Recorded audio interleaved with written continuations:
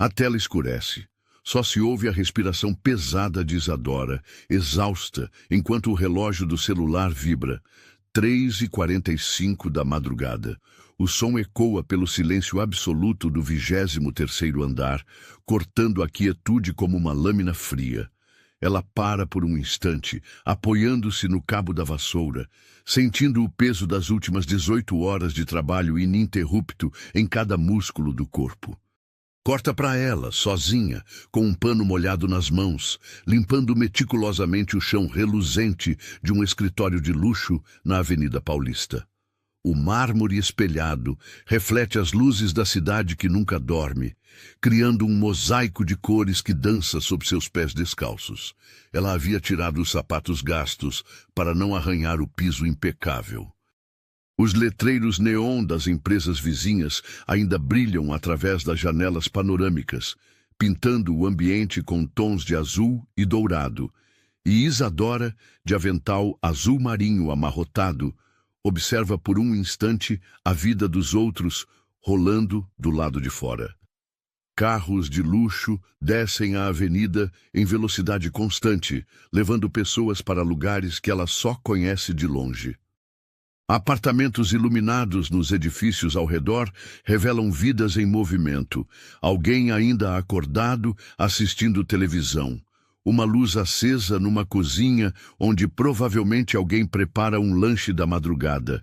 Uma silhueta passando pela janela de um escritório onde outro trabalhador noturno cumpre sua jornada.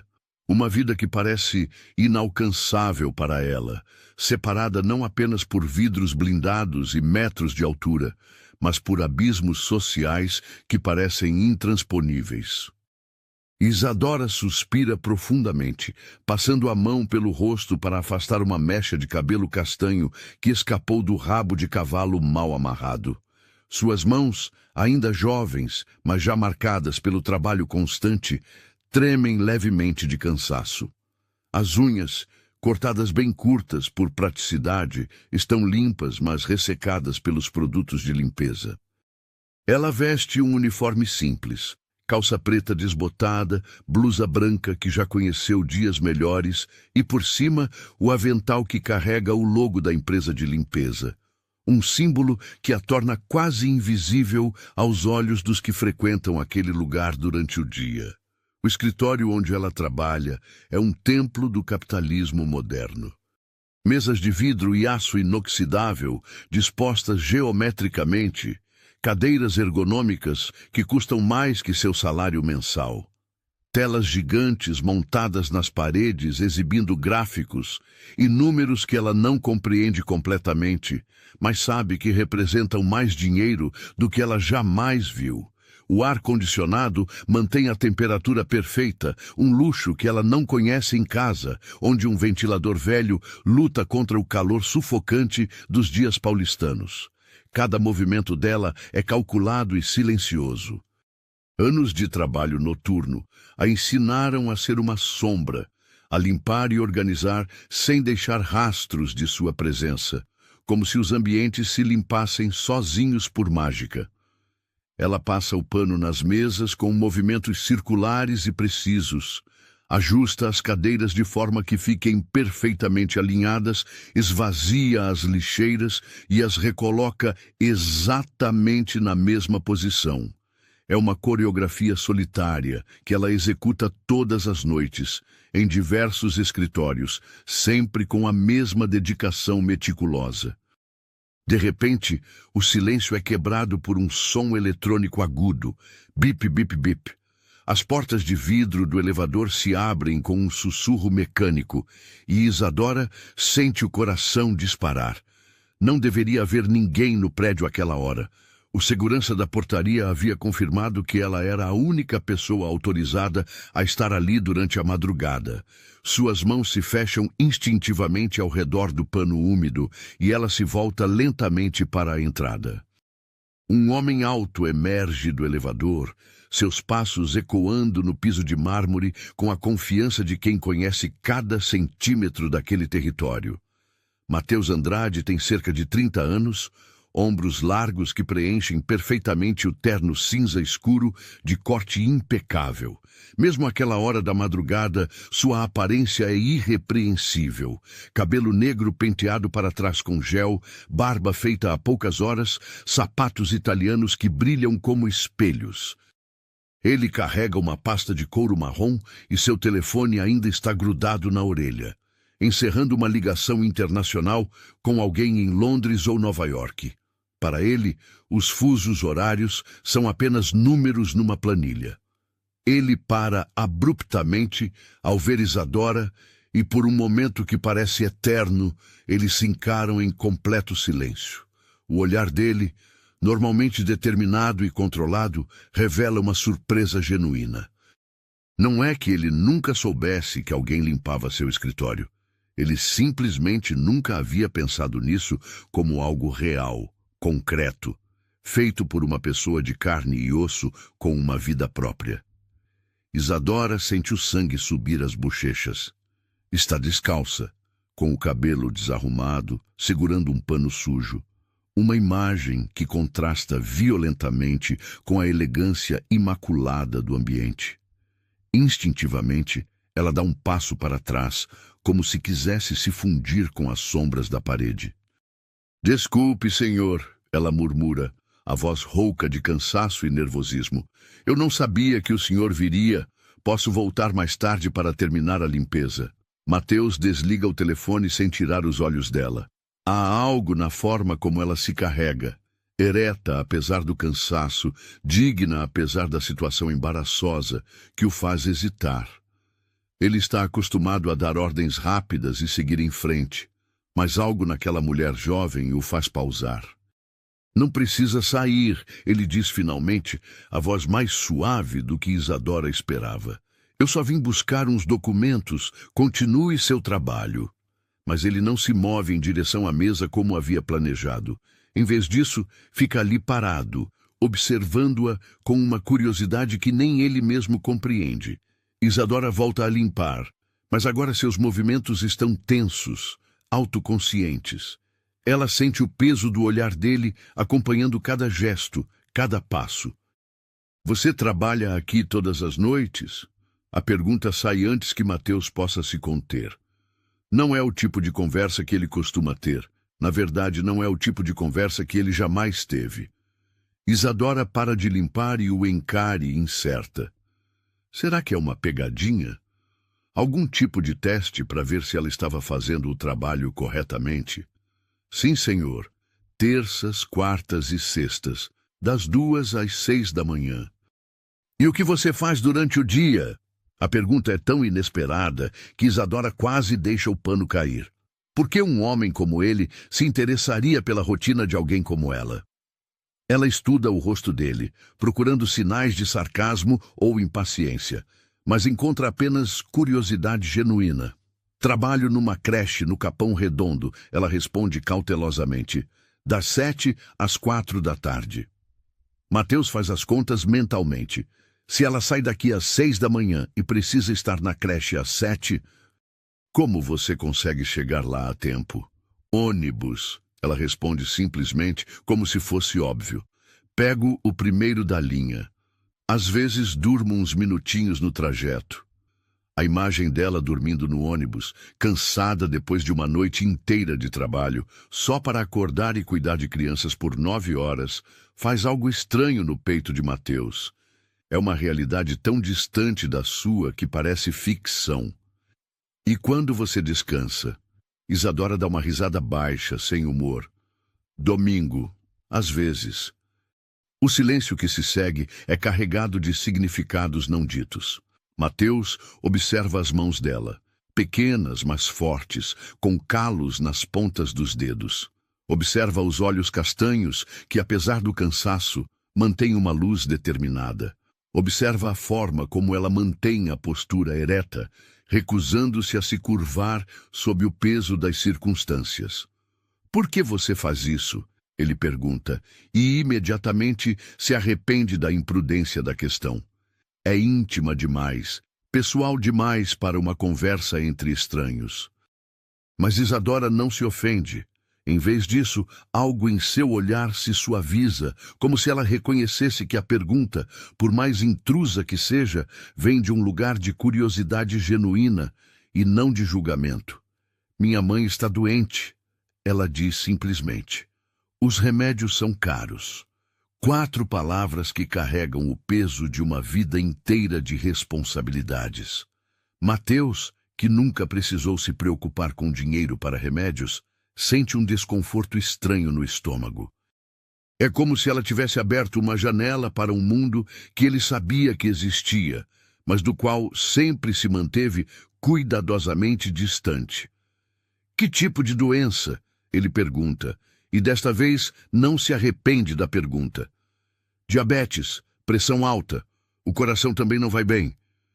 Isadora volta a limpar enquanto fala, como se o movimento das mãos a ajudasse a organizar os pensamentos.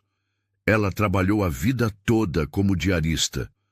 Nunca teve carteira assinada, então não tem direito a muita coisa do governo.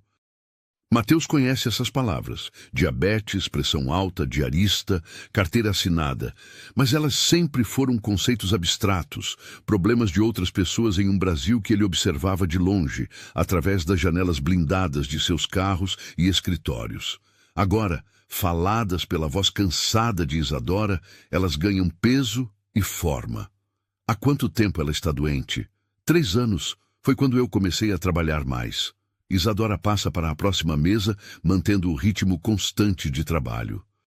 Antes eu só trabalhava na creche, gostava do que fazia. As crianças, elas me fazem lembrar que ainda existe alegria no mundo. Há uma melancolia na voz dela que faz Mateus querer perguntar mais, mas ele se contém. Já cruzou linhas demais nessa conversa. Isadora termina de limpar a área principal e se move para o pequeno escritório privado, o escritório dele. Mateus a segue com os olhos, notando como ela conhece cada detalhe do ambiente, como suas mãos encontram automaticamente os interruptores de luz, como ela evita pisar em certas áreas do tapete persa que ele trouxe da última viagem à Europa. Dentro do escritório dele, ela trabalha com ainda mais cuidado. Limpa sua mesa sem mover os papéis importantes, ajusta a posição de sua cadeira executiva, aspira o tapete com movimentos precisos. É como se ela fosse uma guardiã invisível de seu espaço de trabalho, mantendo tudo perfeitamente organizado para que ele possa chegar de manhã e encontrar um ambiente imaculado. Você lê? Ele pergunta de repente, notando como ela desvia cuidadosamente de uma pilha de contratos em inglês. Leio, ela responde um pouco defensiva. Por quê? Curiosidade. O que você gosta de ler?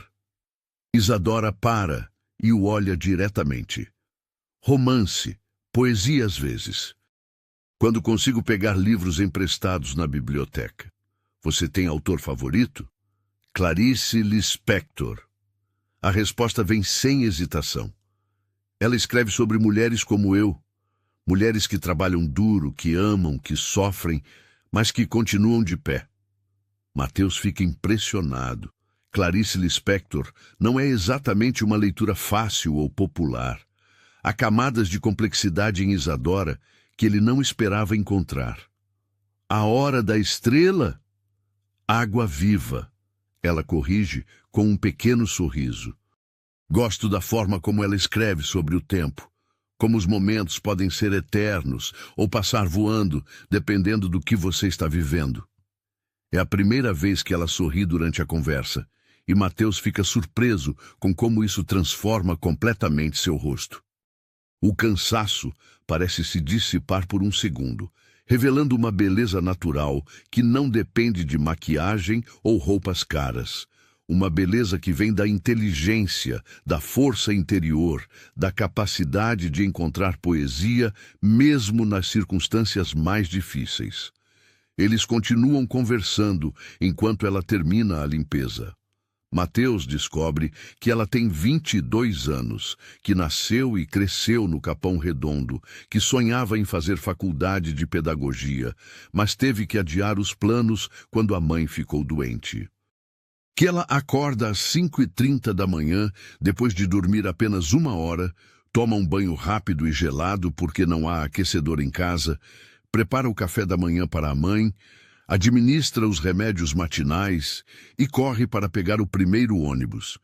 Que às vezes, nos finais de semana, ela leva a mãe para tomar sol na pracinha do bairro e que esses são os momentos mais felizes da semana para ambas.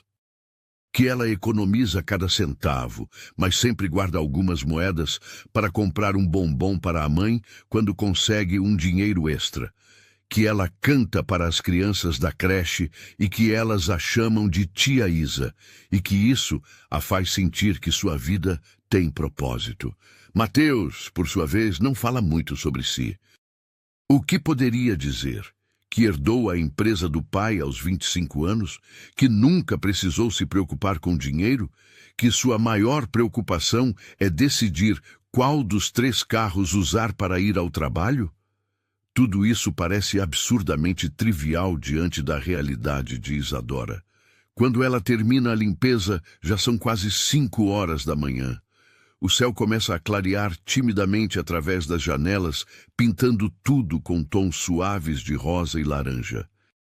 Isadora guarda os equipamentos de limpeza no armário de serviço e veste novamente os sapatos gastos. Eu preciso ir, ela diz ajeitando o avental. Obrigada pela conversa, Sr. Andrade. Mateus, ele corrige. Pode me chamar de Mateus. Ela hesita por um momento, como se chamá-lo pelo nome fosse cruzar uma linha invisível, mas depois acena com a cabeça. Obrigada, Mateus. Ela se dirige ao elevador, mas ele a acompanha. Como você vai para casa? Ônibus, sempre de ônibus. A essa hora da manhã? O primeiro sai às 5h30. Consigo chegar em casa, tomar banho e ir direto para a creche. Mateus olha para o relógio caro em seu pulso. São 5h10. Ela tem 20 minutos para chegar ao ponto de ônibus, que fica a pelo menos 15 minutos de caminhada. Deixa eu te dar uma carona. Isadora para no meio do corredor. Não precisa. Está começando a amanhecer. Não é seguro você andar sozinha pela Paulista a essa hora. Eu faço isso há 3 anos, ela responde com um tom que não é hostil, mas deixa claro que ela não precisa de proteção. Eu sei, mas hoje eu estou aqui e posso te dar uma carona. Não custa nada. Há algo na voz dele. Não é pena, não é condescendência, mas uma oferta genuína de ajuda, que faz Isadora hesitar. Ela o estuda por um momento, procurando sinais de segundas intenções, mas encontra apenas sinceridade. Tudo bem, ela concorda finalmente. Obrigada. O elevador desce em silêncio. Mateus observa o reflexo dos dois no espelho polido. Ele com seu terno impecável, ela com seu uniforme de trabalho simples. 2 mundos completamente diferentes dividindo o mesmo espaço por alguns minutos. Na garagem, Isadora fica impressionada com o carro dele. Um BMW preto reluzente que provavelmente custa mais do que ela ganhará em 10 anos. Mateus abre a porta do passageiro para ela, um gesto automático de cortesia que faz Isadora se sentir desconfortável e especial ao mesmo tempo. O interior do carro é um mundo à parte. Couro macio, ar-condicionado silencioso, som de qualidade que toca uma música clássica em volume baixo. Isadora se acomoda no banco, tentando não tocar em nada com as mãos ainda úmidas dos produtos de limpeza. Onde você mora? Mateus pergunta enquanto sai da garagem. Capão Redondo, próximo ao terminal. Mateus programa o destino no GPS e vê que são mais de 40 quilômetros de distância. Ela faz esse trajeto todos os dias, de ônibus, enfrentando trânsito, multidões, transporte público lotado. Durante o trajeto, eles conversam pouco. Isadora observa a cidade despertar pela janela. Os primeiros trabalhadores nas ruas, as padarias acendendo as luzes, os ônibus começando a circular. É estranho ver tudo isso do interior de um carro confortável, em vez da janela embaçada de um coletivo lotado. Mateus, por sua vez, observa o trajeto com olhos novos. Nunca havia passado por aqueles bairros, nunca havia notado como a paisagem urbana vai mudando gradualmente. Dos prédios espelhados do centro aos conjuntos habitacionais da periferia, das ruas largas e arborizadas às vielas estreitas e sem asfalto. Quando chegam ao destino, Isadora aponta uma casa pequena numa rua de terra batida. É ali. Mateus para o carro e observa a construção simples, paredes de tijolo aparente, telhado de fibrocimento, uma pequena varanda onde algumas plantas tentam crescer em latas velhas transformadas em vasos. É um lar construído com amor e poucos recursos, mas é claramente um lar. Obrigada pela carona, Isadora diz abrindo a porta. Isadora, ele a chama antes que ela saia. Ela se volta para ele, e por um momento, Mateus não sabe o que dizer. O que começou como uma simples oferta de carona se transformou em algo maior, uma janela aberta para um mundo que ele nunca imaginou. Foi bom conversar com você, ele diz finalmente. Ela sorri. O mesmo sorriso que havia iluminado seu rosto quando falaram sobre Clarice Lispector. Para mim também, Mateus.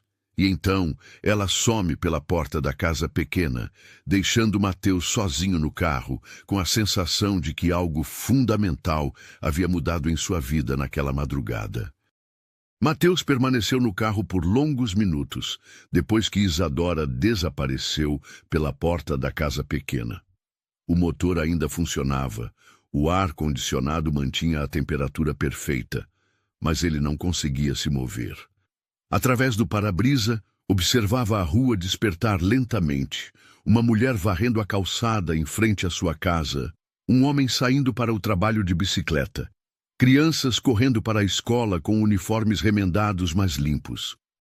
Era um mundo completamente diferente do seu, e pela primeira vez na vida, Mateus se deu conta de que havia passado seus 30 anos vivendo numa bolha. Ele conhecia Paris, Londres, Nova York, mas nunca havia pisado numa rua de terra batida na própria cidade onde nasceu. Conhecia os melhores restaurantes da cidade, mas nunca havia pensado em como era a vida de quem os limpava todas as noites. O telefone tocou, trazendo-o de volta à realidade. Era Ricardo, seu sócio e melhor amigo desde a faculdade. Cara, onde você está? Temos a reunião com os japoneses em 2 horas. Mateus olhou ao redor, tentando se localizar. Estou no Capão Redondo. No Capão o quê? Você bateu o carro? Aconteceu alguma coisa? Não, é uma longa história. Estou indo para casa tomar banho e depois encontro vocês no escritório. Enquanto dirigia de volta, Mateus não conseguia tirar Isadora da mente. A forma como ela havia falado sobre Clarice Lispector, a dignidade com que carregava suas responsabilidades, a força quieta que emanava, mesmo quando estava exausta. Havia algo nela que o fazia questionar tudo o que pensava saber sobre a vida. Do outro lado da cidade, Isadora entrava silenciosamente em casa. A sala pequena estava arrumada, com o carinho de quem tem pouco, mas cuida bem do que possui. Um sofá velho, mas coberto com uma manta colorida feita à mão. Uma televisão pequena, numa estante improvisada com tijolos e tábuas. Fotos de família em porta-retratos simples espalhados pelas paredes. Isa, é você, filha? A voz vinha do quarto ao fundo. Isadora deixou a bolsa na mesa da cozinha e foi até lá, encontrando sua mãe, Dona Cida, acordada na cama. Apesar dos 58 anos, ela parecia mais velha, o rosto marcado pelas preocupações e pelo cansaço da doença, mas seus olhos ainda brilhavam com o amor incondicional por sua filha. Oi, mãe, como passou a noite? Bem, filha, dormi quase a noite toda. E você? Parece diferente hoje. Isadora sorriu, beijando a testa da mãe. Dona Cida sempre conseguia perceber as mudanças mais sutis no humor da filha. Aconteceu uma coisa interessante no trabalho. Conheci uma pessoa diferente. Diferente como? Isadora hesitou, organizando os remédios matinais da mãe. Como explicar que havia passado uma hora conversando com um dos homens mais ricos de São Paulo? Como contar sobre a estranha conexão que sentiu com alguém de um mundo tão distante do seu? Um homem educado, inteligente, ele me fez perguntas sobre livros, sobre a vida, não foi como as outras pessoas. Dona Cida sorriu conhecendo. Ah, então foi isso. Faz tempo que não vejo esse brilho nos seus olhos. Mãe, não é nada disso. Nós somos de mundos diferentes, muito diferentes. O coração não entende de diferenças, filha. Ele só entende de sentimentos. Isadora ajudou a mãe a se levantar e tomar os remédios, preparou um café da manhã simples, pão com margarina, café passado na hora, uma banana que havia comprado com desconto no mercado. Eram gestos automáticos, repetidos todos os dias há 3 anos, mas hoje havia uma leveza diferente em seus movimentos. Às 6h30, ela saiu correndo para pegar o ônibus para a creche. Durante o trajeto lotado, prensada entre outros trabalhadores igualmente cansados, Isadora se pegou pensando na conversa da madrugada. Havia algo na forma como Mateus a olhava. Não com pena ou condescendência, mas com curiosidade genuína, como se ela fosse uma pessoa interessante e não apenas mais uma funcionária invisível. Na creche, seu humor melhor foi imediatamente notado pelas colegas e pelas crianças. A creche municipal Esperança ficava numa construção antiga adaptada, com salas pequenas, mas coloridas, pátio de concreto decorado com desenhos feitos pelas próprias crianças e muito amor compensando a falta de recursos. Tia Isa, tia Isa! As crianças correram para ela assim que chegou. Era sempre assim. Ela era uma das preferidas, talvez porque conseguia encontrar alegria genuína em meio ao caos organizado de 30 crianças entre 3 e 5 anos. Bom dia, meus amores. Quem dormiu bem? Eu sonhei com você, tia Isa, disse Pedrinho, um menino de 4 anos com olhos espertos e um sorriso banguela. A senhora estava voando. Voando? E para onde eu fui voando? Para um castelo muito bonito com princesas e tudo. Isadora sorriu, pegando o menino no colo. Que sonho lindo, Pedrinho. Quem sabe um dia a tia Isa não voa mesmo para um lugar bonito. Durante toda a manhã, ela se dedicou às atividades com as crianças. Contação de histórias, brincadeiras educativas, ajuda com o lanche, consolos para joelhos ralados e brigas por brinquedos. Era um trabalho que a preenchia de uma forma que ela não conseguia explicar. Ver o desenvolvimento de cada criança, contribuir para seus primeiros aprendizados, ser uma presença constante e carinhosa em suas vidas. Isso dava sentido aos sacrifícios que fazia. Mas hoje, pela primeira vez em muito tempo, ela se permitiu sonhar com outras possibilidades. E se pudesse voltar a estudar? E se pudesse fazer a faculdade de pedagogia que sempre quis? E se existissem outras formas de ajudar sua mãe sem se matar de trabalhar? Do outro lado da cidade, Mateus estava tendo dificuldades para se concentrar na reunião com os investidores japoneses. Enquanto apresentava gráficos de crescimento e projeções de lucro, sua mente vagava para uma casa pequena, numa rua de terra batida. Para uma mulher jovem que conhecia Clarice Lispector e trabalhava 18 horas por dia para cuidar da mãe doente. Mateus? Ricardo o chamou pela 3ª vez. Os senhores estão perguntando sobre o retorno do investimento no 2º trimestre. Mateus se concentrou na reunião, mas assim que ela terminou, Ricardo o puxou para uma sala reservada. Ok. O que está acontecendo com você? Desde que chegou hoje de manhã, você parece estar em outro planeta. Mateus contou sobre o encontro da madrugada, omitindo alguns detalhes, mas explicando como havia ficado impactado pela história de Isadora. Ricardo o ouviu com crescente incredulidade. Deixa eu entender. Você conversou com a faxineira do prédio por 1 hora e agora está tendo uma crise existencial? Não é isso, Ricardo.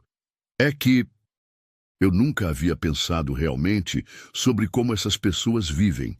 Ela trabalha 18 horas por dia para cuidar de uma mãe doente. 18 horas, cara, e ainda encontra tempo para ler Clarice Lispector. E daí? O mundo está cheio de pessoas com histórias tristes. Você não pode salvar todo mundo. Não é sobre salvar ninguém. É sobre reconhecer. Sobre enxergar pessoas que sempre estiveram ali, mas que nós nunca vimos de verdade. Ricardo suspirou.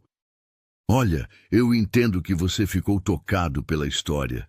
É uma história comovente mesmo, mas vamos ser práticos. Vocês são de mundos completamente diferentes.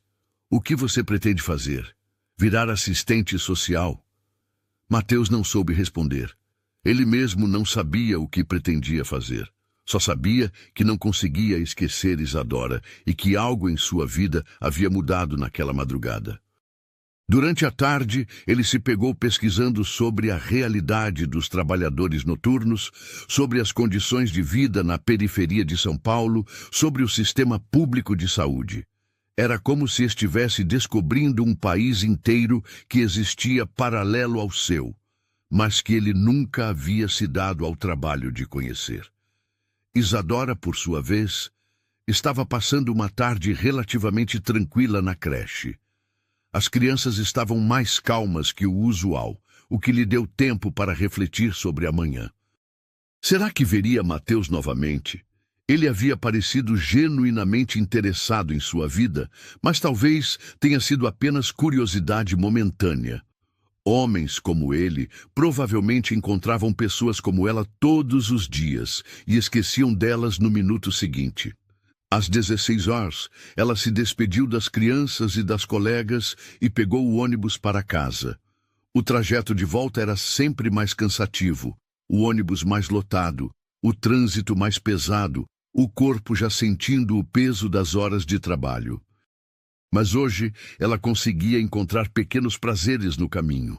Uma criança sorrindo na janela de um apartamento, um casal de idosos andando de mãos dadas na calçada. Um cachorro vira-lata tomando sol numa praça. Em casa, encontrou a mãe um pouco melhor, sentada na varanda pequena, regando as plantas com água reaproveitada da máquina de lavar. Como foi seu dia, filha? Bom, mãe. As crianças estavam um amor hoje. O Pedrinho diz que sonhou comigo voando para um castelo. Dona Cida sorriu. Crianças, às vezes, veem coisas que nós adultos não conseguimos ver. Elas jantaram juntas, arroz, feijão, ovo frito e salada de tomate, conversando sobre o dia, sobre os programas de televisão que assistiriam mais tarde, sobre os planos para o final de semana. Era uma rotina simples, mas cheia de afeto. Às 20 horas, Isadora se preparava para o segundo trabalho da noite, o supermercado. 3 vezes por semana, das 21 horas à 1 hora da manhã, ela repunha prateleiras, organizava produtos e limpava corredores do mercado do bairro. Era um trabalho menos solitário que a limpeza dos escritórios, mas igualmente cansativo. No supermercado, ela trabalhava com José, um homem de 50 anos que sustentava 5 filhos com o salário de repositor, e com Marlene, uma mulher de 40 anos que estudava contabilidade à distância nos momentos livres. Eles haviam se tornado amigos ao longo dos meses, unidos pela necessidade de trabalhar, durante as horas em que a maioria das pessoas descansa. Você está diferente hoje, Isa, observou Marlene, enquanto organizavam os produtos de limpeza. Mais animada. Conheci uma pessoa interessante hoje. Homem? José se intrometeu na conversa com um sorriso malicioso. É, homem, mas não é o que vocês estão pensando. Ele é diferente de nós. Diferente como?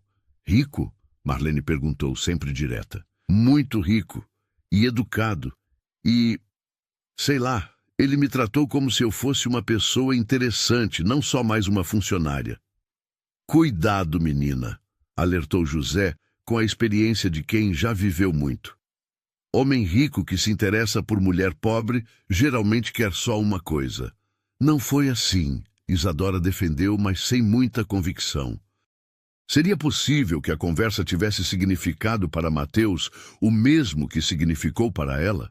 Durante toda a noite no supermercado, ela oscilou entre a esperança de que o encontro pudesse levar a algo mais e o medo de estar criando expectativas irreais.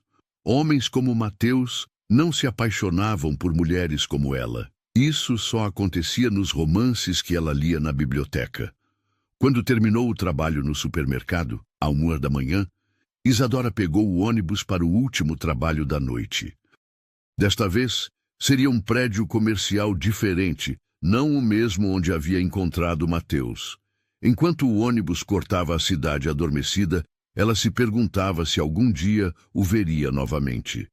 O que ela não sabia é que, naquele exato momento, Mateus estava no escritório, onde haviam se conhecido, esperando por ela.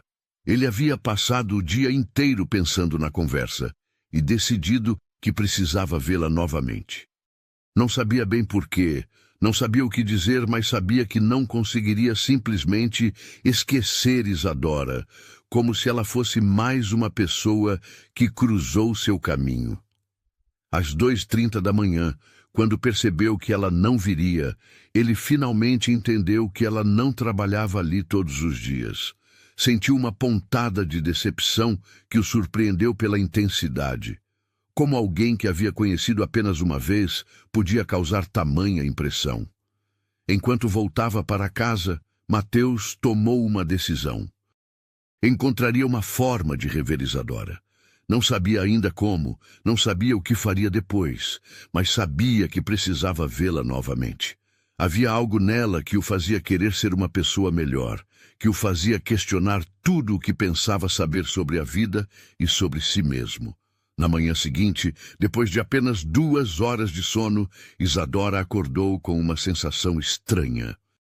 Havia sonhado com Mateus, não um sonho romântico, mas um sonho em que eles conversavam novamente, desta vez num lugar diferente, mais igualitário. Um lugar onde as diferenças sociais não importavam, onde eram apenas 2 pessoas se conhecendo. Ao preparar o café da mãe, ela se pegou cantarolando uma música antiga que Dona Cida costumava cantar quando ela era criança. Era a primeira vez em meses que acordava cantando. Que música bonita, comentou a mãe. Há quanto tempo você não cantava de manhã? Nem percebi que estava cantando. O coração da gente às vezes canta sozinho quando está feliz, disse Dona Cida com a sabedoria de quem já amou e foi amada, mesmo quando a cabeça ainda não entendeu o motivo. Isadora sorriu, beijando a testa da mãe. Talvez Dona Cida estivesse certa. Talvez seu coração soubesse de algo que sua mente ainda resistia em aceitar. Naquele mesmo momento, do outro lado da cidade, Mateus cancelava uma reunião importante pela primeira vez na vida. Havia decidido que passaria o dia procurando uma forma de encontrar Isadora novamente. Não sabia se era loucura, imprudência ou simplesmente a coisa mais sensata que já havia feito. O que ambos não sabiam é que o destino já estava preparando o próximo encontro. E desta vez, seria em circunstâncias ainda mais reveladoras para ambos. 3 dias se passaram desde o primeiro encontro, e Mateus não conseguia se concentrar em mais nada. Durante as reuniões, sua mente vagava para a conversa na madrugada. Durante as refeições em restaurantes caros, pensava em Isadora, preparando café simples para a mãe doente. Durante as viagens no carro com ar-condicionado, imaginava-a no ônibus lotado, lutando contra o cansaço. Na quarta-feira de manhã, ele tomou uma decisão que surpreendeu até a si mesmo. Cancelou todos os compromissos do dia e dirigiu até o Capão Redondo. Não tinha um plano específico, apenas a necessidade urgente de ver Isadora novamente e entender melhor o mundo dela. Estacionou o BMW numa rua próxima à casa dela e caminhou até a pracinha que ela havia mencionado, o lugar onde levava a mãe para tomar sol nos finais de semana. Era um espaço pequeno e simples, com alguns bancos de concreto, um parquinho infantil com brinquedos desgastados pelo tempo e árvores que ofereciam sombra generosa. Crianças brincavam enquanto mães conversavam, idosos jogavam dominó numa mesa improvisada e a vida comunitária fluía de forma orgânica e acolhedora. Mateus se sentou num banco e observou. Era um mundo completamente diferente do seu, onde as pessoas se conheciam pelo nome, onde vizinhos cuidavam dos filhos uns dos outros, onde a solidariedade era uma necessidade e não uma opção. Havia uma humanidade ali que ele raramente encontrava em seu círculo social. Com licença, uma voz feminina o interrompeu. O senhor não é o moço que deu carona para a Isadora outro dia? Mateus se virou e viu uma mulher de cerca de 60 anos, cabelos grisalhos presos num coque simples, roupas limpas mas desgastadas, olhos curiosos mas gentis. Sou sim, a senhora é. Dona Rosa, vizinha da Cida, viu o senhor deixando a Isa em casa na sexta passada. Ela se sentou no banco ao lado dele, sem cerimônia. Posso perguntar o que um homem como o senhor está fazendo aqui? A pergunta foi feita sem hostilidade, mas com a franqueza direta das pessoas que não têm tempo para rodeios. Mateus hesitou, não sabendo bem como explicar sua presença ali. Eu queria conhecer melhor onde a Isadora vive, entender a vida dela. Dona Rosa o estudou por um momento, como se pudesse ler suas intenções nos olhos. E por que o senhor se interessa pela vida da nossa Isa? Ela me impressionou. A força dela, a inteligência, a forma como ela cuida da mãe e ainda encontra energia para ser gentil com todo mundo. A Isa é especial mesmo, Dona Rosa concordou, e havia orgulho genuíno em sua voz. Aquela menina trabalha como três e nunca reclama. Quando a Cida ficou doente, ela assumiu tudo sozinha. Nós, vizinhas, tentamos ajudar, mas ela é teimosa, não aceita caridade. Como assim? Ah, você sabe, orgulho. A Isa tem um orgulho danado. Prefere se matar de trabalhar a aceitar a ajuda dos outros. Já ofereci, para cuidar da Cida, algumas noites para ela descansar. Mas ela sempre diz que não precisa. Mateus absorveu essa informação. Havia camadas em Isadora que ele ainda não conhecia. Uma complexidade emocional que ia muito além da superfície. E o pai dela? Morreu quando ela tinha 16 anos, acidente de trabalho numa obra. A Cida ficou viúva jovem, com uma filha adolescente para criar. Foram anos difíceis até a Isa crescer e conseguir ajudar. A história ia se tornando mais clara na mente de Mateus. Isadora não havia escolhido aquela vida de sacrifícios por martírio ou por falta de ambição. Ela havia sido forçada pelas circunstâncias a crescer rapidamente, a assumir responsabilidades que deveriam ter sido compartilhadas. A senhora a conhece há muito tempo? Desde que ela era pequena. Sempre foi uma menina esperta, adorava ler. A Cida me conta que ela lia tudo o que encontrava pela frente. Jornais velhos, revistas, livros emprestados da biblioteca. Sonhava em ser professora. E por que não fez faculdade? Dinheiro, ora. Quando terminou o ensino médio, a Cida já estava começando a ficar doente. A Isa teve que escolher entre estudar e trabalhar. Escolheu trabalhar. A conversa foi interrompida pela chegada de um grupo de crianças correndo e gritando pelo parquinho. Entre elas, Mateus reconheceu algumas das vozes que ouvira Isadora imitar quando falava sobre seu trabalho na creche. Olha só, disse Dona Rosa, sorrindo. São os meninos da creche onde a Isa trabalha. Eles adoram ela. Mateus observou as crianças brincando e percebeu algo que o tocou profundamente.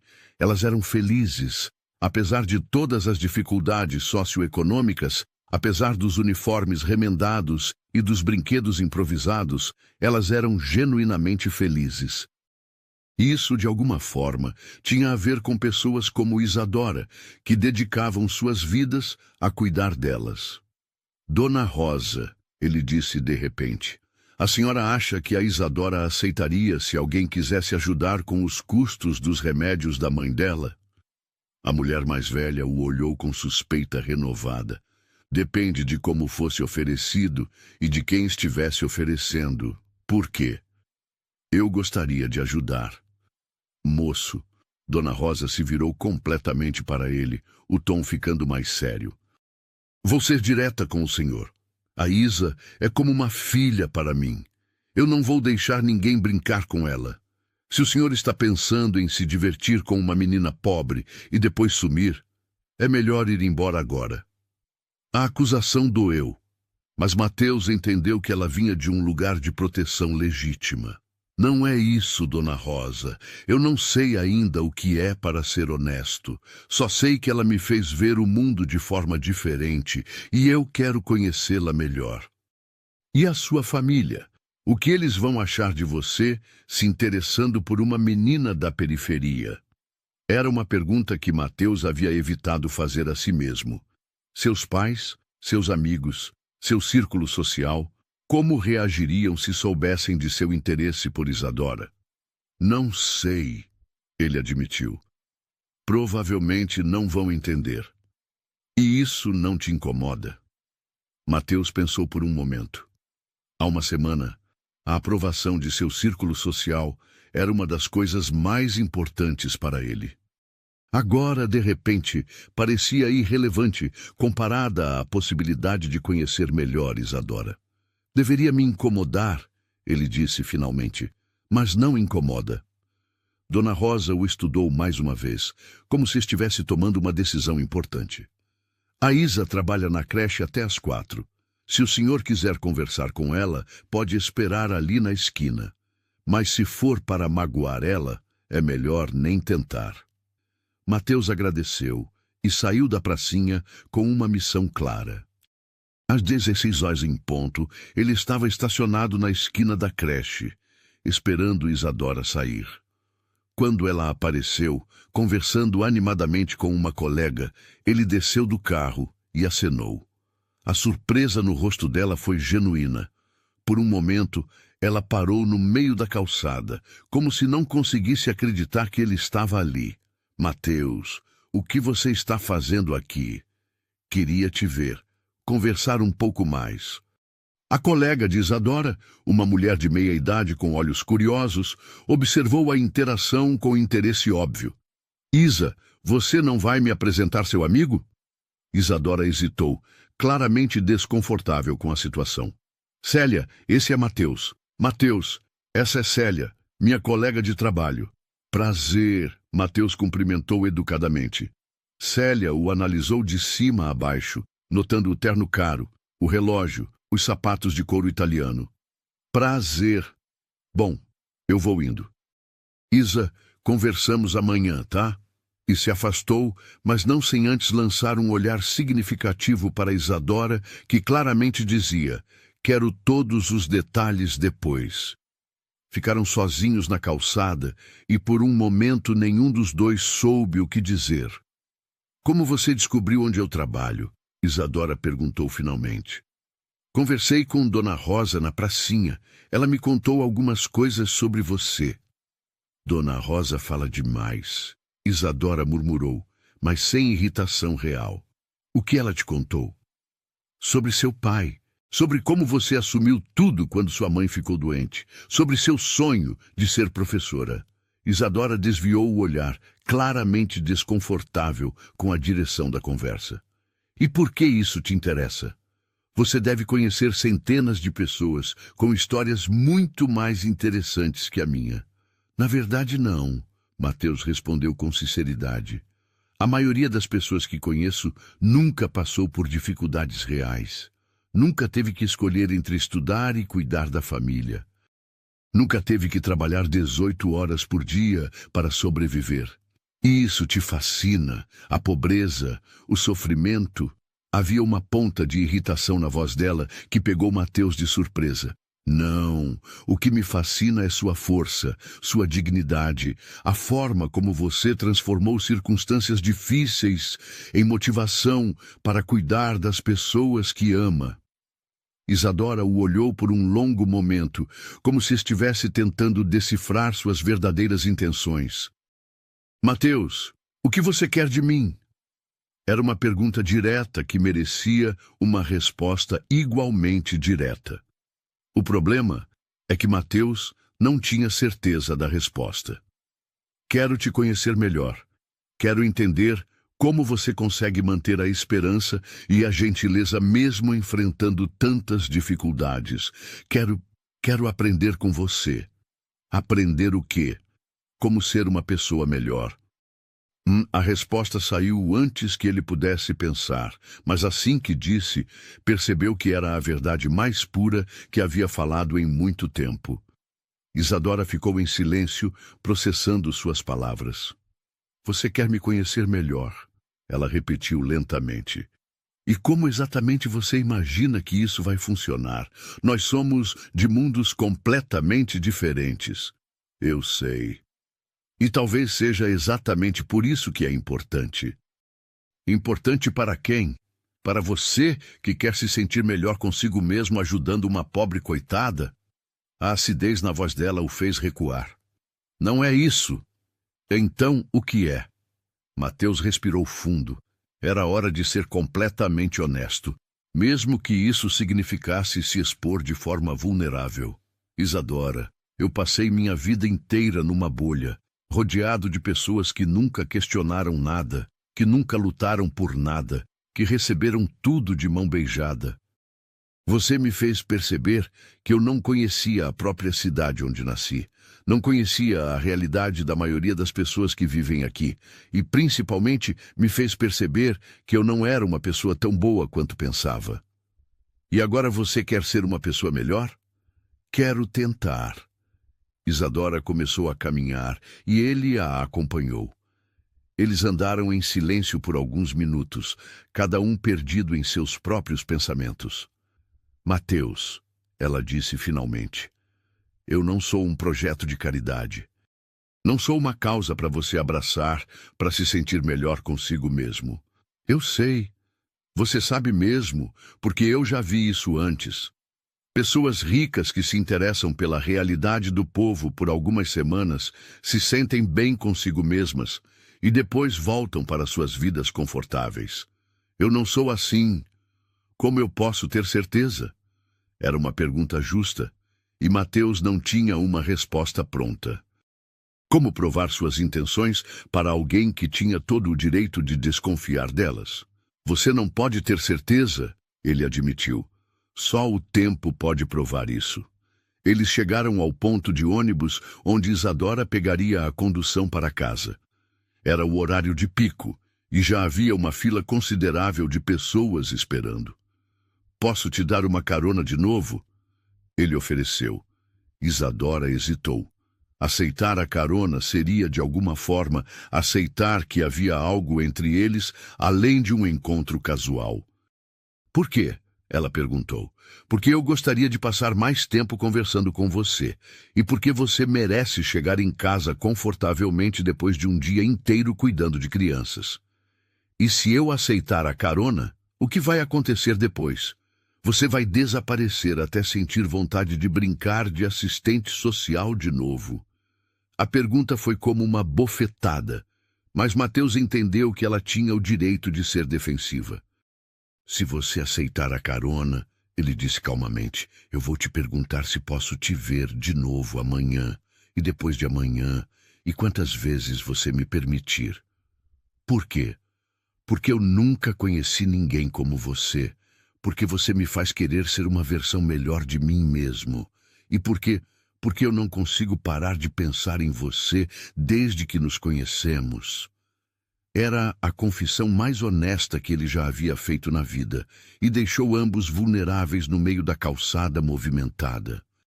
Isadora o olhou nos olhos, procurando sinais de falsidade ou manipulação.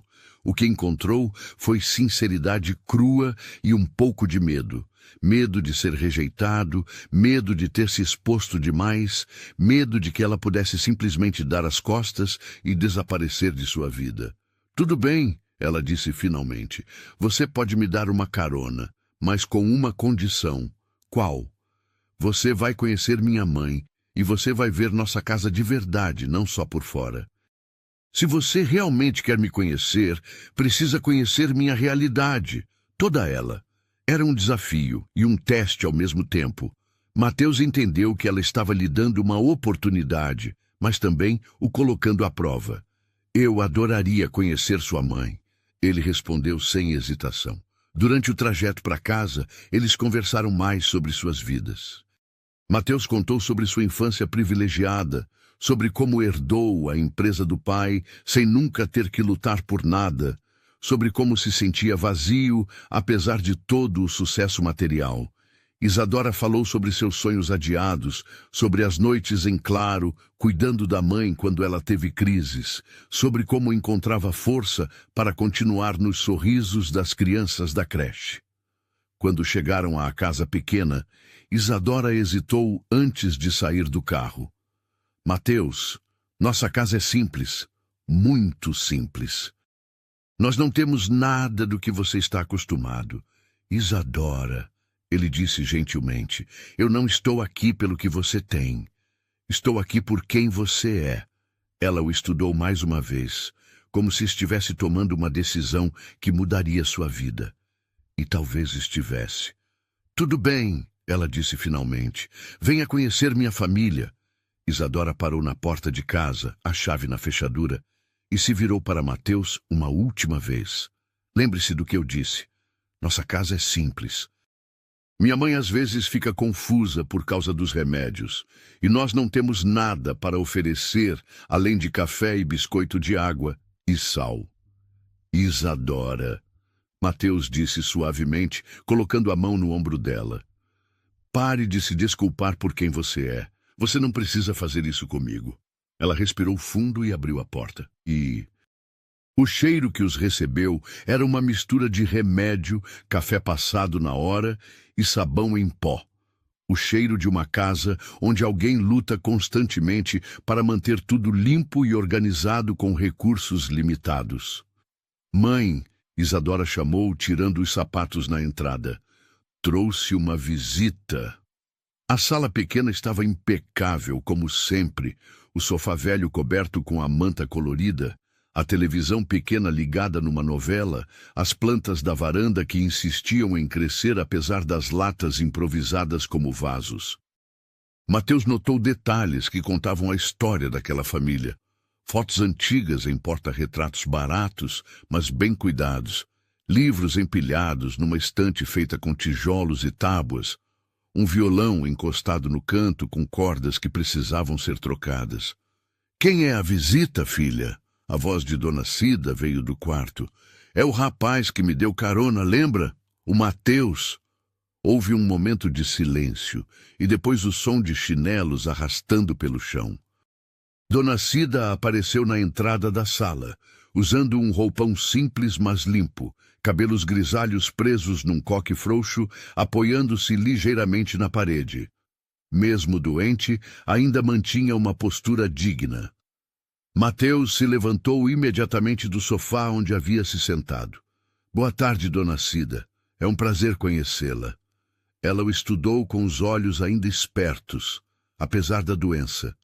Era uma avaliação maternal instintiva, protegendo a filha. "Boa tarde, moço. Que nome mesmo?" "Mateus, senhora." "Mateus Andrade." "Andrade." Ela repetiu como se estivesse tentando localizar o sobrenome em sua memória. "Você é daqui do bairro?" "Não, senhora. Moro em Higienópolis." Dona Cida ergueu as sobrancelhas. Higienópolis era um bairro que ela conhecia apenas de nome, pelos programas de televisão e pelos comentários das patroas para quem havia trabalhado como diarista. Higienópolis. E o que um moço de Higienópolis está fazendo aqui no Capão? Era uma pergunta direta, sem rodeios, feita com a autoridade de uma mãe protegendo sua filha. Isadora ficou vermelha. Mãe, deixa ele responder, Isa. Eu quero saber. Mateus respirou fundo. Era o momento da verdade. Vim conhecer melhor sua filha, dona Cida, e conhecer a realidade dela. E por que você quer conhecer a realidade de uma menina pobre? Mãe! Isadora protestou mortificada. Não, está tudo bem, Mateus interrompeu. É uma pergunta justa. Ele se dirigiu diretamente a dona Cida. Porque sua filha me fez perceber que eu vivia numa bolha, que eu não conhecia nada sobre a vida real, sobre pessoas que lutam de verdade, que fazem sacrifícios pelos outros. Ela me fez querer ser uma pessoa melhor. Dona Cida continuou observando, como se pudesse ler sua alma. E você acha que minha filha é um experimento? Uma lição de vida? Não, senhora. Eu acho que sua filha é uma das pessoas mais impressionantes que já conheci, e eu gostaria muito de conhecê-la melhor, se ela me permitir. Houve um longo silêncio. Dona Cida trocou um olhar com Isadora, uma daquelas comunicações silenciosas entre mãe e filha que dispensam palavras. Senta aí, ela disse finalmente, apontando para o sofá. Isa, faz um café para o rapaz. Não precisa, dona Cida. Não quero dar trabalho.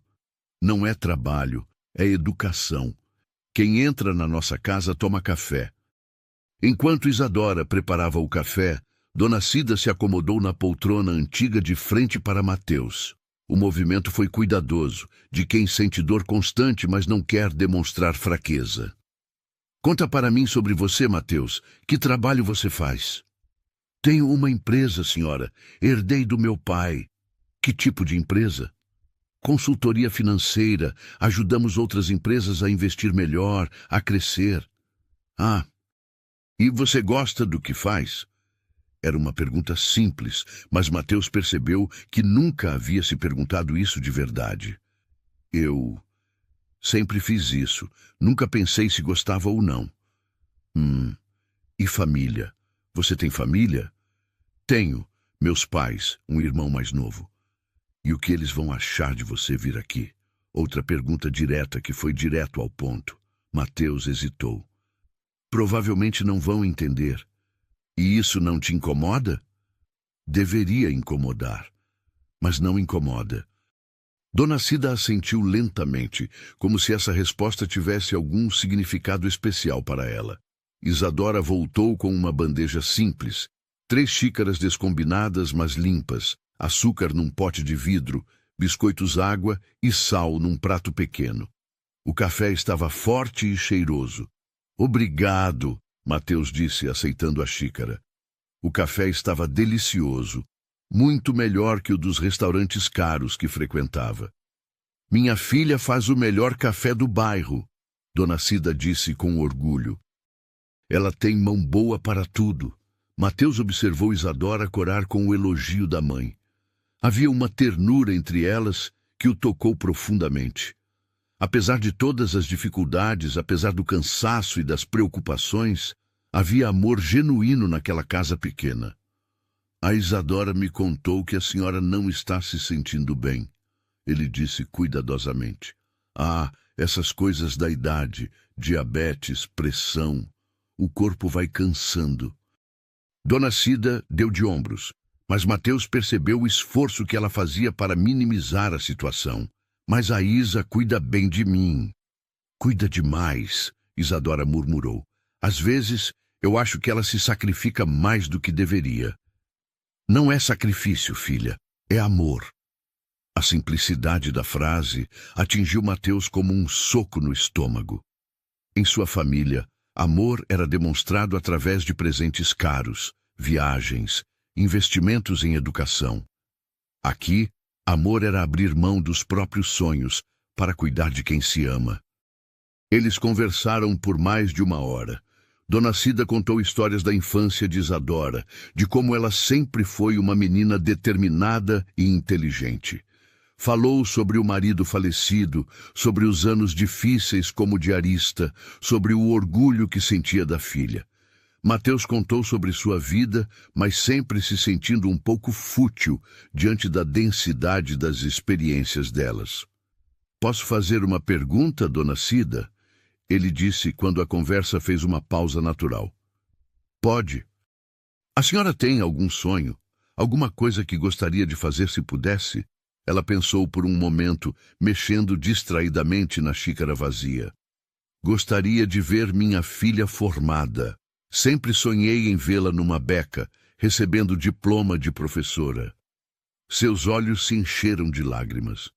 "Mas isso não vai acontecer. Ela precisa trabalhar para cuidar de mim."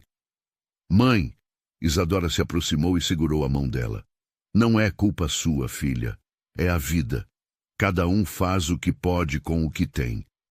Mateus sentiu algo se movimentar em seu peito, uma determinação que ele não sabia que possuía. E se houvesse um jeito? Ele perguntou cuidadosamente. "Um jeito como?"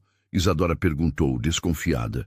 "Existem faculdades com horários flexíveis, programas de educação à distância, bolsas de estudo." "Mateus," Isadora disse com cansaço, "eu não tenho tempo.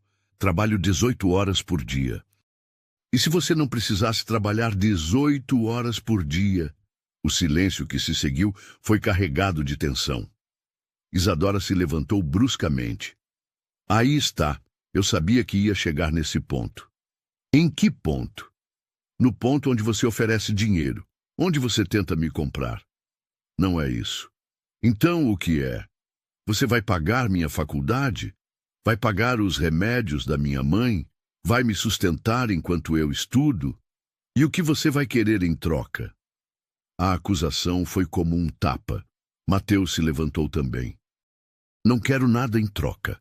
Todo mundo quer alguma coisa, Mateus, especialmente homens ricos que se interessam por mulheres pobres." "Isa," Dona Cida interveio suavemente. "Deixa o rapaz explicar." Mateus respirou fundo, tentando encontrar as palavras certas. "Isadora, você tem razão em desconfiar. Eu entendo, mas eu não estou tentando te comprar ou te colocar numa situação onde você se sinta em dívida comigo. Estou sugerindo que talvez, trabalhando juntos, possamos encontrar uma forma de você realizar seus sonhos sem abrir mão de cuidar da sua mãe." "Trabalhando juntos como?" "Eu não sei ainda, mas eu tenho recursos. Você tem determinação e inteligência. Deve haver um jeito." "E por que você faria isso? Por que se importaria com os sonhos de uma desconhecida?" Era a pergunta que estava no centro de tudo. Por que ele se importava tanto? Por que não conseguia simplesmente esquecer Isadora e voltar para sua vida confortável? "Porque você não é uma desconhecida," ele disse finalmente. "Não mais. Porque quando eu te vejo lutando por sua família, quando vejo você cuidando das crianças na creche, quando vejo o amor que existe nesta casa, eu percebo que isso é o que realmente importa na vida. E eu quero fazer parte disso." "Fazer parte como?" "Eu não sei ainda. Talvez como amigo. Talvez como... Mais que isso, eu só sei que não quero sair da sua vida." Isadora o encarou por um longo momento, como se estivesse tentando enxergar sua alma. "Mateus," ela disse lentamente, "você não faz ideia do que está falando. Você não conhece a realidade de pessoas como nós. Não é só falta de dinheiro, é ter que escolher entre remédio e comida. É acordar todo dia sabendo que um problema de saúde pode destruir tudo. É ser tratada como inferior por pessoas que têm mais dinheiro." "Então me ensina," ele disse simplesmente. "Como assim? Me ensina como é sua realidade. Me deixa aprender, me deixa ajudar, não com dinheiro, mas com presença, com trabalho, com dedicação. Você não entende? Nós somos de mundos diferentes. E daí? Mundos diferentes podem se encontrar, podem aprender um com o outro. Dona Cida, que havia observado a discussão em silêncio, finalmente falou. Isa, posso falar uma coisa? Isadora se virou para a mãe, ainda tensa. Fala, mãe. Eu vivi muito tempo, vi muita gente passar pela nossa vida, e posso te dizer uma coisa sobre esse rapaz aqui. Ela apontou para Mateus. Ele não está mentindo quando diz que quer aprender. Ele tem olhos sinceros. Mãe, deixa eu terminar. Você tem medo de se machucar, eu entendo, mas às vezes a gente precisa arriscar para encontrar alguma coisa boa na vida. E se ele desaparecer quando perceber como nossa vida é difícil? Aí pelo menos você vai saber que tentou. E ele vai saber que perdeu uma oportunidade de conhecer uma pessoa incrível. Mateus olhou para Dona Cida com gratidão. Ela estava defendendo uma possibilidade que ele mesmo não sabia como explicar. Isadora, ele disse, que tal fazermos assim? Me dá uma chance de provar minhas intenções. Não com dinheiro, não com promessas grandiosas, só com presença. Me deixe estar aqui, aprender sobre sua vida, contribuir como eu puder. E como você pretende contribuir? Não sei ainda. Talvez eu possa aprender a cuidar da sua mãe algumas horas para você descansar. Talvez eu possa pesquisar bolsas de estudo. Talvez eu possa apenas estar aqui, sendo um amigo quando você precisar. Você não faz ideia do que está se oferecendo para fazer. Então me ensina. Isadora olhou para a mãe, que assentiu quase imperceptivelmente. Tudo bem, ela disse finalmente, mas com condições. Quais? Primeiro, nada de dinheiro. Se você me oferecer dinheiro, se você tentar pagar alguma coisa para mim ou para minha mãe, acabou. Concordo. Segundo, você vai conhecer minha rotina de verdade, vai me acompanhar no trabalho, vai ver como é nossa vida real, sem filtros. Perfeito. Terceiro, no primeiro sinal de que você está aqui por diversão, por curiosidade mórbida, ou para se sentir melhor consigo mesmo, você some da nossa vida para sempre. Entendido. E quarto, você vai conhecer minha família, toda ela. Minha tia, que é catadora de lixo, meu primo, que já foi preso, minha vizinha, que tem 6 filhos e trabalha como camelô. Se você quer fazer parte da minha vida, vai fazer parte de toda ela. Mateus engoliu em seco. Era muito mais do que ele havia imaginado quando decidiu procurar Isadora, mas era exatamente o que ele precisava. Aceito todas as condições. Dona Cida sorriu pela primeira vez desde que ele chegou. Bom, então agora você faz parte da família, Mateus. E na nossa família, todo mundo ajuda com alguma coisa. Você pode começar lavando essas xícaras. Mateus sorriu também, tirando o paletó do terno caro e arregaçando as mangas da camisa. Sim, senhora. Enquanto ele lavava a louça na pia pequena da cozinha, Isadora observava de longe. Pela primeira vez, desde que o conheceu, ela se permitiu imaginar que talvez, apenas talvez, ele pudesse ser diferente dos outros. Talvez ele pudesse realmente estar ali, não para salvá-la, mas para aprender com ela. E talvez, só talvez, eles pudessem construir alguma coisa bonita juntos. 2 semanas se passaram desde que Mateus conheceu Dona Cida.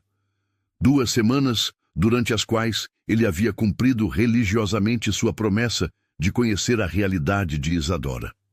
Todos os dias, depois do trabalho, ele dirigia até o Capão Redondo e se integrava à rotina da família. Ajudava Dona Cida com os remédios, acompanhava Isadora ao mercado, sentava na pracinha conversando com os vizinhos. Foi uma educação como ele nunca havia imaginado possível. No primeiro dia em que acompanhou Isadora ao supermercado para o trabalho noturno, Mateus descobriu o que significava repor prateleiras por 4 horas seguidas. Suas costas doíam, Suas mãos ficaram ásperas dos produtos pesados, e ele ganhou um novo respeito pelo trabalho físico que Isadora executava, como se fosse a coisa mais natural do mundo. Cansou? Ela perguntou com um sorriso quando o viu se esticando, tentando aliviar a dor nas costas. Um pouco, ele admitiu. Como você faz isso todas as noites, depois de um dia inteiro na creche? Costume e necessidade. Quando você não tem escolha, você encontra forças que não sabia que tinha. José e Marlene, os colegas de trabalho de Isadora, haviam inicialmente recebido Mateus com desconfiança. Um homem de terno caro, mesmo que ele tivesse trocado por roupas mais simples, ajudando a repor prateleiras num supermercado do Capão Redondo, não era algo que vissem todos os dias. O que ele quer mesmo? José havia perguntado a Isadora durante uma pausa. Ele diz que quer me conhecer melhor. E você acredita? Estou tentando descobrir. Mas aos poucos, Mateus foi conquistando a confiança dos colegas de Isadora. Não pela condescendência ou pela tentativa forçada de se encaixar, mas pelo respeito genuíno que demonstrava pelo trabalho deles e pela disposição de aprender. Sabe, Marlene comentou na segunda semana, quando você trouxe ele aqui pela primeira vez, eu pensei, lá vem mais um playboy querendo brincar de pobre, mas ele não é assim, ele ouve a gente de verdade. Era verdade. Mateus ouvia. Ouvia as histórias de José sobre a dificuldade de sustentar 5 filhos com salário mínimo. Ouvia Marlene falar sobre os desafios de estudar contabilidade à distância depois de um dia inteiro de trabalho. Ouvia as preocupações, os sonhos, as frustrações de pessoas que ele nunca havia considerado como indivíduos complexos, com vidas ricas em experiências. Mas foi quando Isadora o levou para conhecer o resto da família que Mateus realmente entendeu a profundidade do desafio que havia aceito. Tia Conceição morava num barraco de madeira numa favela próxima. Era catadora de materiais recicláveis. Acordava às 4 da manhã para puxar seu carrinho pelas ruas antes que o trânsito ficasse intenso. Suas mãos eram calejadas e marcadas por cortes pequenos, mas seus olhos brilhavam com uma sabedoria que vinha de décadas sobrevivendo com dignidade. Então você é o namorado da Isa? Ela perguntou diretamente quando Isadora os apresentou. Nós somos amigos, Mateus respondeu, sentindo Isadora tensa ao seu lado.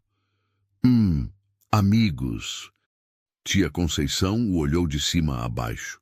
E que tipo de amizade é essa que um homem rico tem com uma menina pobre? Tia Conceição, Isadora começou. Mas a mulher mais velha levantou a mão. Deixa eu falar, menina. Eu já vi muito homem rico passar pela vida de mulheres da nossa família. Eles chegam cheios de promessas, fazem a cabeça das meninas e depois somem quando a diversão acaba. Eu não sou assim, Mateus disse calmamente. Não é? Então me explica uma coisa. O que você ganha conhecendo nossa realidade? O que você leva dessa experiência? Era uma pergunta que ia ao âmago de tudo. Mateus pensou cuidadosamente antes de responder. Eu ganho perspectiva. Eu ganho a chance de ser uma pessoa melhor. E, principalmente, eu ganho a oportunidade de conhecer pessoas extraordinárias que sempre estiveram ao meu redor, mas que eu nunca havia notado. E o que a Isa ganha com isso? Isso ela teria que responder. Todos os olhos se voltaram para Isadora. Ela estava claramente desconfortável, sendo o centro da atenção, mas após um momento de hesitação, falou. Eu ganho alguém que me vê como uma pessoa completa, não como uma coitada, não como um projeto de caridade, mas como alguém inteligente, capaz, com opiniões próprias. E isso vale a pena correr o risco de se machucar? Tia Conceição insistiu. Eu não sei ainda, Isadora admitiu, mas estou tentando descobrir. A conversa foi interrompida pela chegada de Juninho, primo de Isadora, de 19 anos. Ele havia acabado de sair da cadeia depois de cumprir 8 meses por furto e estava tentando reconstruir sua vida. Era magro, tatuado, com olhos desconfiados de quem aprendeu a não confiar facilmente em ninguém. "E aí, Isa, quem é esse aí?" ele perguntou, olhando Mateus com hostilidade óbvia. "É o Mateus, Juninho, um amigo meu." "Amigo?" Juninho riu com sarcasmo. "Amigo que veste roupa de marca e dirige carrão?" "Juninho." Isadora tentou intervir. "Não, Isa, deixa eu falar." Ele se virou para Mateus. "Você tá aqui fazendo o quê exatamente? Estudando como os pobres vivem para escrever um livro depois?" "Estou tentando conhecer melhor a família da Isadora," Mateus respondeu sem se alterar. "Família?" Juninho riu novamente. "Cara, você não faz ideia do que é família aqui. Família aqui é dividir o último pão quando não tem mais nada. É mentir para a polícia para proteger quem a gente ama. É trabalhar que nem condenado para cuidar de quem precisa." "Você tem razão," Mateus disse, surpreendendo a todos. "Eu não faço ideia. Por isso estou aqui tentando aprender." A resposta desarmou Juninho momentaneamente. Ele havia esperado defensiva ou condescendência, não humildade genuína. Aprender o quê? Como ser uma pessoa melhor. Como entender o que realmente importa na vida. "E você acha que a gente aqui é tipo professores de vida? Que nossa pobreza é uma lição para vocês ricos?" Era uma pergunta afiada, que foi direto ao ponto mais sensível de toda a situação. Mateus sentiu o silêncio pesado de todos esperando sua resposta. "Não," ele disse finalmente. "Vocês não são professores de vida. Vocês são pessoas vivendo suas vidas com dignidade, apesar de circunstâncias difíceis. E isso é impressionante. Isso é algo que eu gostaria de aprender a fazer também." "Você não tem circunstâncias difíceis." "Não, não tenho. Mas tenho outros problemas. Tenho o problema de ter vivido 30 anos sem entender o valor real das coisas.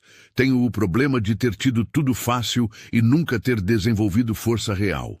Tenho o problema de não saber quem eu sou quando tiro toda a superficialidade." Juninho o estudou por um longo momento.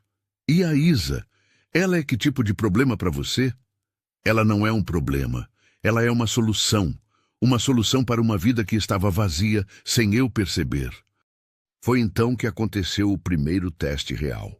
Uma semana depois dessa conversa, Mateus estava na casa de Isadora, ajudando Dona Cida com a medicação da noite, quando seu telefone tocou. Era sua mãe, Helena Andrade. "Mateus, onde você anda? Faz dias que não te vemos. Seu pai está preocupado com você." "Estou bem, mãe. Só andei ocupado." "Ocupado com o quê?" "Ricardo disse que você tem cancelado reuniões para sair não sei para onde." Mateus olhou para Isadora, que estava na cozinha preparando chá para a mãe, e tomou uma decisão. "Mãe, conheci uma pessoa especial. Estou passando tempo com ela." "Ah, que bom! Quem é ela? De que família? Onde vocês se conheceram?" "É complicado, mãe." "Complicado como? Ela é casada?" "Não, ela não é casada. Ela é de uma realidade diferente da nossa." Houve uma pausa do outro lado da linha. "Diferente como, Mateus?" "Ela trabalha como faxineira e cuidadora de crianças. Mora no Capão Redondo." O silêncio que se seguiu foi ensurdecedor. Isadora, que estava voltando da cozinha, parou ao ver a expressão no rosto de Mateus. "Mateus," sua mãe disse finalmente, a voz controlada mas fria. "Por favor, me diga que você está brincando." "Não estou brincando, mãe. Estou falando sério. Você está tendo uma crise de meia-idade aos 30 anos? Porque isso parece uma daquelas fases que homens ricos têm quando acham que precisam encontrar a si mesmos." "Não é uma fase, mãe." "Mateus, venha para casa agora. Precisamos conversar." Não posso agora. Estou ajudando a cuidar da mãe dela. Ela está doente. A mãe dela está doente. E você está lá fazendo o quê? Brincando de enfermeiro? A crueldade casual da pergunta fez Mateus fechar os punhos. Isadora, percebendo a tensão, se aproximou. Está tudo bem? Ela sussurrou. Mateus balançou a cabeça negativamente. Mãe, eu tenho que desligar agora. Não desligue, Mateus. Vou ser clara. Se você está se envolvendo com essa pessoa, por caridade ou culpa social, pare agora antes que vire um escândalo. E se você está se envolvendo por outros motivos, pare antes que ela se aproveite de você. Ela não está se aproveitando de mim. Mateus, você é ingênuo. Mulheres como essa sempre têm segundas intenções. Mulheres como o quê, exatamente? Você sabe muito bem o que eu quero dizer. Mateus sentiu a raiva subir, uma raiva que ele raramente experimentava. Não, mãe. Eu não sei. Por que você não explica claramente o que quer dizer? Estou dizendo que você precisa parar com essa loucura e voltar para seu mundo. Sair com essa gente não vai levar a nada de bom. Essa gente tem nome, mãe. E são pessoas melhores do que a maioria das pessoas do nosso círculo. Mateus! Tchau, mãe! Conversamos outro dia! Ele desligou o telefone com as mãos tremendo de raiva. Isadora estava parada na porta da sala, tendo obviamente ouvido pelo menos parte da conversa. Era sua família? Ela perguntou suavemente. Era minha mãe. E ela não aprovou nossa amizade. Não, ela não aprovou. Isadora assentiu lentamente, como se estivesse confirmando algo que já esperava. Mateus, talvez ela tenha razão. Talvez você devesse voltar para seu mundo. O que você está dizendo? Estou dizendo que eu não quero ser a causa de problemas entre você e sua família. Você não é a causa. A intolerância deles é a causa. É a mesma coisa. Se você escolher ficar comigo, vai se distanciar da sua família. Se escolher sua família, vai se distanciar de mim. Não é justo colocar você nessa posição. Mateus se aproximou dela, pegando suas mãos. Isadora, você está me dando uma escolha que eu já fiz. Eu escolho ficar aqui. Escolho conhecer você melhor. Escolho aprender com você.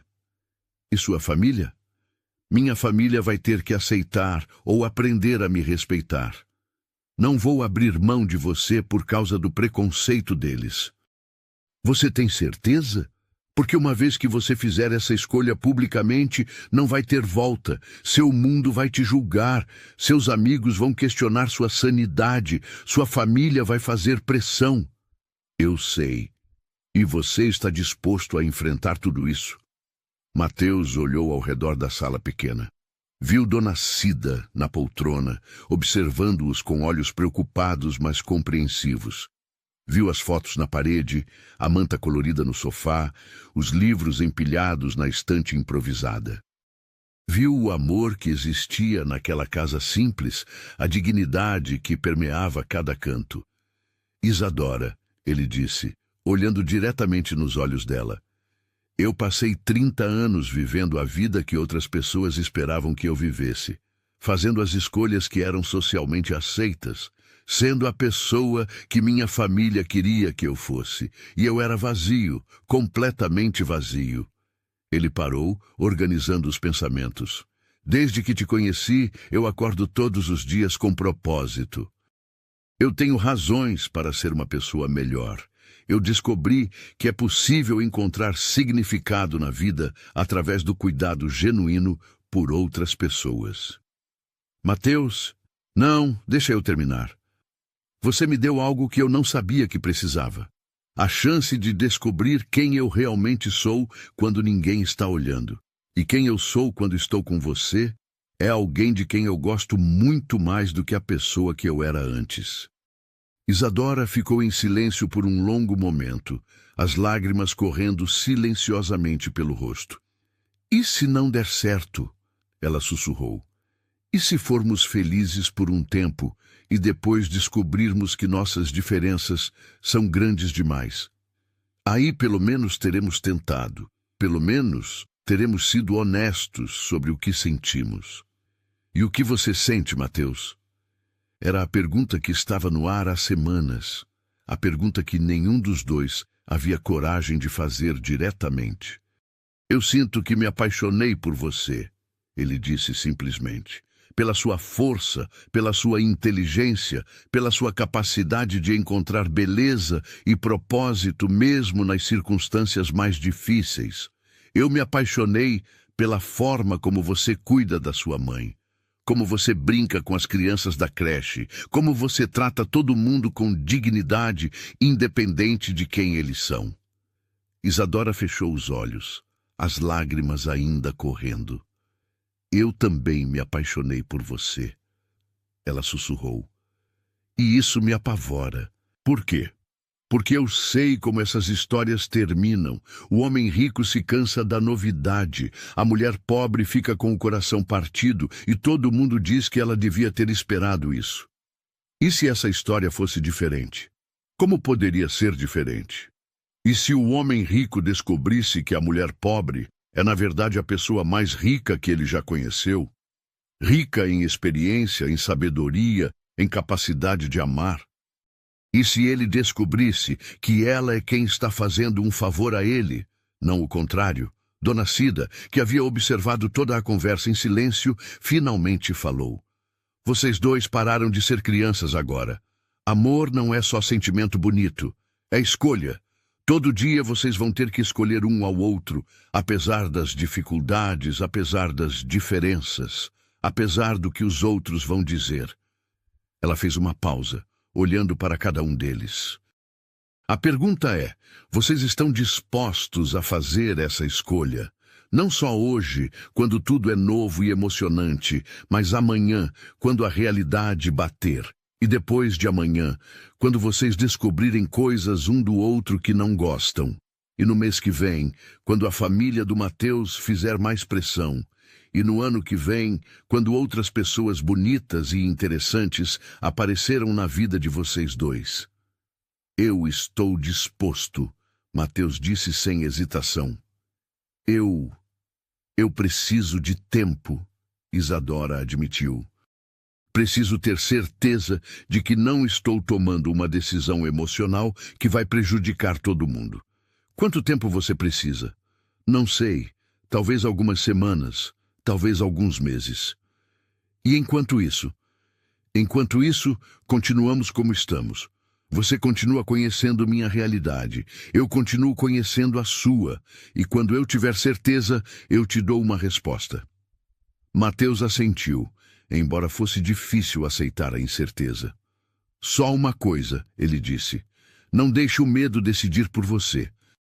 Não deixe o que outras pessoas podem pensar ser mais importante do que o que você realmente quer. E você, ela respondeu, não deixe a novidade de tudo isso te cegar para os problemas reais que vamos enfrentar. Eles se abraçaram longamente, cada um tentando absorver a complexidade do momento. Era um abraço de pessoas que sabiam que haviam chegado a um ponto de não retorno, mas que ainda não sabiam exatamente para onde estavam indo. Do lado de fora, a vida do bairro continuava. Crianças brincavam na rua, vizinhos conversavam nas calçadas, a TV da casa ao lado tocava uma música romântica antiga. Era um mundo que continuaria existindo independente das decisões que eles tomassem, mas que havia se tornado o cenário de uma história de amor que desafiava todas as convenções. E, no fundo, ambos sabiam que essa era só a primeira de muitas batalhas que teriam que enfrentar se quisessem ficar juntos. 2 meses se passaram desde a conversa sobre amor e escolhas. 2 meses durante os quais Isadora e Mateus continuaram se conhecendo, testando os limites de sua conexão, enfrentando desafios que pareciam surgir a cada dia. A pressão da família de Mateus havia se intensificado. Sua mãe havia orquestrado uma série de encontros casuais com mulheres do círculo social deles, advogadas, médicas, arquitetas, todas impecavelmente educadas e adequadas aos padrões Andrade. Mateus compareceu a alguns desses encontros para manter a paz familiar, mas sempre retornava ao Capão Redondo no final do dia, buscando a autenticidade que só encontrava ao lado de Isadora. Você não pode continuar vivendo duas vidas, Ricardo havia alertado durante uma reunião de negócios que Mateus parecia mais ausente que o normal. Ou você assume isso publicamente, ou para com essa história. Está afetando seu trabalho, sua família, sua reputação. Desde quando minha reputação é mais importante que minha felicidade? Mateus havia retrucado. Desde sempre, cara. Você vive em sociedade, tem responsabilidades. Minhas responsabilidades são com as pessoas que amo. E eu amo ela, Ricardo. Você acha que ama? Isso é diferente. A conversa havia terminado em discussão, e pela primeira vez na vida, Mateus questionou se Ricardo era realmente seu amigo ou apenas mais uma pessoa tentando mantê-lo dentro das expectativas sociais. Do outro lado da cidade, Isadora enfrentava seus próprios dilemas. Na creche, algumas colegas haviam começado a fazer comentários sobre seu namorado rico. Cuidado, Isa, Célia havia dito uma tarde. Homem assim não fica com mulher como a gente para sempre. Ele pode estar se divertindo agora, mas quando a família apertar mesmo, ele vai escolher o lado dele. Talvez, Isadora havia respondido, mas talvez não. Você está disposta a arriscar seu coração nesse talvez? Era a pergunta que a assombrava todas as noites. Estava disposta a arriscar? Estava disposta a acreditar que o amor poderia ser mais forte que as diferenças sociais? O ponto de virada veio numa quinta-feira chuvosa de julho. Dona Cida havia passado mal durante a madrugada, uma crise de pressão que deixou toda a vizinhança em alerta. Isadora havia ligado para Mateus às 3 da manhã, a voz embargada de pânico. Mateus, minha mãe está muito mal. Estou no hospital, mas eles estão dizendo que precisam fazer exames que o SUS não cobre. Eu não sei o que fazer. Mateus havia saído de casa ainda de pijama, dirigindo pela cidade vazia até o hospital municipal onde Dona Cida estava internada. Encontrou Isadora no corredor, ainda de uniforme de trabalho da limpeza noturna, os olhos vermelhos de preocupação e cansaço. Como ela está? Ele perguntou, envolvendo-a nos braços. Os médicos não sabem. Dizem que pode ser o coração, mas precisam de exames mais detalhados. Exames que custam quase R$ 2.000. Mateus não hesitou nem por um segundo. Vamos fazer os exames. Mateus, não. Nós já conversamos sobre isso. Isadora, sua mãe pode estar com problemas sérios no coração. Não é hora de orgulho. Não é orgulho, é dignidade. E a dignidade dela vale mais que a vida? A pergunta foi dura, mas necessária. Isadora o encarou, lágrimas correndo pelo rosto. Eu não posso aceitar seu dinheiro. Se aceitar, vou ficar em dívida com você para sempre. Você não vai ficar em dívida comigo. Você vai ficar viva, com sua mãe viva. E isso é tudo que importa. A discussão foi interrompida pela chegada de Dona Rosa, tia Conceição e Juninho, todos tendo corrido para o hospital assim que souberam da situação. Ver Mateus ali, abraçando Isadora, claramente tendo deixado tudo para estar presente, mudou algo na forma como eles o viam. Como está a Cida? Dona Rosa perguntou. Estável, mas precisam fazer exames, Mateus respondeu antes que Isadora pudesse falar. Exames que vamos fazer agora. Nós vamos pagar como? Tia Conceição perguntou diretamente. Eu vou pagar, Mateus disse simplesmente. Não vai, Isadora protestou. Eu não deixo. Isa, Juninho se intrometeu pela primeira vez. Para com essa teimosia. Se o cara quer ajudar, deixa ele ajudar. Não é teimosia, Juninho. É princípio. Princípio não salva a vida, prima. A discussão foi crescendo, atraindo olhares curiosos no corredor do hospital. Foi quando Dona Cida, que havia acordado e escutado as vozes, pediu para falar com todos. "Venham aqui", ela disse com a voz fraca, mas firme. Todos se apertaram ao redor da cama. Dona Cida olhou para cada um, mas fixou o olhar em Isadora. "Filha, eu já vivi muito. Se for minha hora, eu aceito." "Mãe, não fala isso. Deixa eu terminar." "Mas se não for minha hora, se eu ainda tiver tempo de ver você feliz, de ver você realizada, então eu quero ficar. E se para isso precisar aceitar ajuda, eu aceito." Ela se virou para Mateus. "Mateus, você está oferecendo ajuda porque ama minha filha ou porque quer se sentir bem consigo mesmo? Porque amo sua filha, Dona Cida, e porque você é importante para ela, então é importante para mim. E se eu aceitar sua ajuda, você vai achar que nós devemos alguma coisa para você? Não, senhora. Vou achar que fiz o que qualquer pessoa faria por alguém que ama." Dona Cida ficou em silêncio por um momento, estudando o rosto dele. "Tá bom, aceito a ajuda, mas com uma condição." "Qual, mãe?" Isadora perguntou. "A condição é que depois que eu estiver boa, vocês dois param de enrolar e decidem o que querem da vida. Essa situação de ficar em cima do muro não pode durar para sempre." Os exames foram feitos. Dona Cida tinha uma arritmia cardíaca que podia ser tratada com medicação, mas que exigia acompanhamento médico regular. Não era uma situação de risco imediato, mas era séria o suficiente para exigir cuidados constantes. Durante os 3 dias que ela ficou internada, Mateus não saiu do hospital.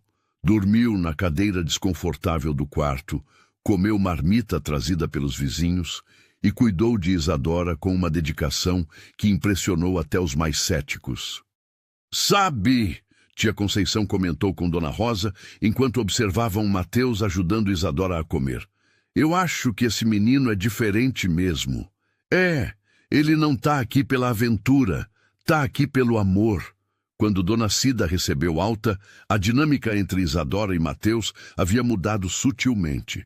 A crise havia removido as últimas barreiras de desconfiança, mas também havia intensificado a pressão para uma decisão final. Foi numa tarde de sábado, 2 semanas após a alta hospitalar, que tudo chegou ao clímax. Mateus havia levado Isadora e Dona Cida para almoçar num restaurante simples, mas acolhedor no centro da cidade.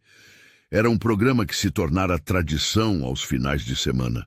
Um momento de pausa na rotina corrida para simplesmente aproveitarem a companhia um do outro. Estavam voltando para casa quando o BMW de Mateus quebrou numa avenida movimentada.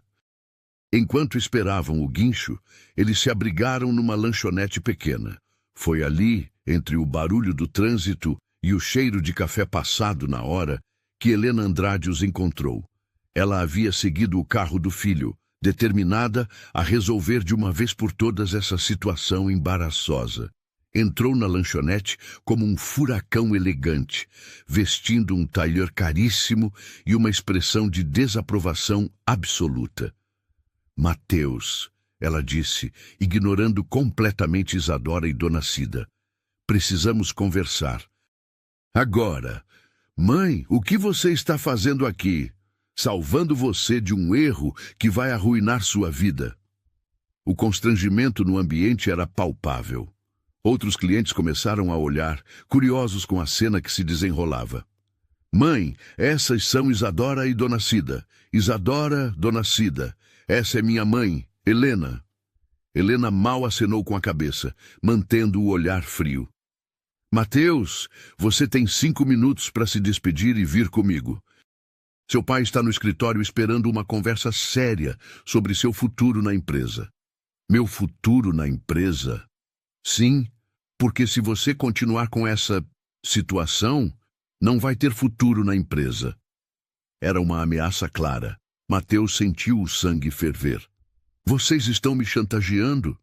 Estamos te dando uma escolha", a empresa e sua família, ou essa fantasia que você está vivendo. Isadora, que havia ficado em silêncio até então, se levantou lentamente. Dona Helena, ela disse com uma calma que surpreendeu a todos. Posso falar uma coisa? Helena a olhou com desdém, mas acenou com a cabeça. Seu filho é um homem adulto. Ele tem direito de fazer suas próprias escolhas, mesmo que a senhora não concorde com elas. Você não tem qualificação para me dar lições sobre meu filho. Qualificação eu talvez não tenha, mas amor eu tenho. E é justamente porque amo seu filho que não vou deixar ele destruir a relação com a família por minha causa. Mateus olhou para ela com alarme. Isadora, o que você está dizendo? Estou dizendo que Dona Helena tem razão sobre uma coisa. Vocês são de mundos diferentes, e eu não posso ser a causa de você perder sua família e seu sustento. Você não é a causa. O preconceito deles é a causa. É a mesma coisa, Mateus. O resultado é o mesmo. Isadora se virou para Helena novamente. A senhora pode ficar tranquila. Eu vou sair da vida do seu filho. Não vai, Mateus disse, levantando-se também. Não vai porque eu não deixo. Mateus. Não, Isadora, chega. Ele se virou para a mãe, o rosto vermelho de raiva. Mãe, eu vou falar isso uma vez só. Eu amo essa mulher. Amo a força dela, a inteligência dela, a forma como ela cuida das pessoas que ama. Ela me fez uma pessoa melhor do que eu jamais fui. Mateus, você está sendo ridículo. Ridículo é viver 30 anos sem conhecer pessoas extraordinárias que estavam ao meu redor. Ridículo é julgar o valor de alguém pela conta Ridículo bancária. é achar que dinheiro é mais importante que amor. Helena ficou em silêncio, chocada com a intensidade da reação do filho. Se vocês quiserem me tirar da empresa por causa disso, tudo bem. Eu construo minha própria vida. Se vocês quiserem me cortar da família, tudo bem também. Eu construo minha própria família. Ele pegou as mãos de Isadora, ignorando os olhares de todos na lanchonete. Isadora, eu não sei como nossa história vai terminar. Não sei se vamos conseguir superar todas as dificuldades, mas eu sei que quero tentar. Sei que quero acordar todos os dias ao seu lado, enfrentando juntos qualquer coisa que aparecer. Lágrimas corriam pelo rosto de Isadora. Mateus, você está jogando tudo fora por minha causa. Não estou jogando nada fora. Estou escolhendo o que realmente importa. Ele se ajoelhou ali mesmo, no meio da lanchonete simples, diante de Dona Cida emocionada, de Helena chocada e de todos os estranhos que haviam parado para assistir àquela cena surreal. Isadora, você quer casar comigo? O silêncio na lanchonete foi absoluto. Até o barulho do trânsito lá fora parecia ter diminuído. Mateus, Isadora sussurrou, você tem certeza? Certeza mesmo? Porque depois que você falar sim aqui, na frente de toda essa gente, na frente da sua mãe, não vai ter volta. Eu nunca tive tanta certeza de alguma coisa na minha vida. E se der errado? E se descobrirmos que o amor não é suficiente? Aí, pelo menos, teremos tentado com honestidade. Pelo menos teremos sido fiéis ao que sentimos. Isadora olhou ao redor, para Dona Cida, que chorava de emoção, para Helena, que parecia estar tendo uma crise existencial, para os estranhos que sorriam e sussurravam entre si, para Mateus, ajoelhado no chão de uma lanchonete simples, oferecendo tudo o que tinha. Sim, ela disse finalmente, a voz embargada. Sim, eu caso com você, mas não por caridade, não por gratidão, por amor, porque eu também te amo e porque você me faz querer ser corajosa. O beijo que se seguiu foi aplaudido por toda a lanchonete. Até o dono do lugar, um homem gordo e careca, limpou os olhos com um avental. Helena Andrade permaneceu ali por mais alguns minutos, observando a cena com uma expressão indefinível. Quando finalmente saiu, murmurou algo que só Dona Cida, sentada ao seu lado, conseguiu ouvir. Talvez eu esteja errada sobre eles. 6 meses depois, numa tarde ensolarada de dezembro, Isadora e Mateus se casaram na pracinha do Capão Redondo, onde haviam conversado pela primeira vez sobre suas diferenças. Foi uma cerimônia simples, com as crianças da creche espalhando pétalas de flores, os vizinhos todos contribuindo com a festa e Dona Cida, já recuperada e radiante, dançando com o genro ao som de um violão emprestado. Helena e Eduardo Andrade compareceram à cerimônia. Não foi uma decisão fácil, mas foi uma decisão necessária. Ao ver o filho genuinamente feliz, ao observar o amor óbvio entre ele e Isadora, ao perceber como ela o havia transformado numa pessoa mais empática e completa, eles começaram a entender que talvez houvesse formas de amor que transcendiam as barreiras sociais.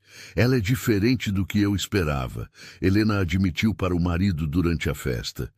Mais substancial. E ele está feliz, Eduardo observou. Mais feliz do que jamais o vi. Ricardo, que inicialmente havia se recusado a comparecer, chegou no final da festa, trazendo um presente caro e um pedido de desculpas.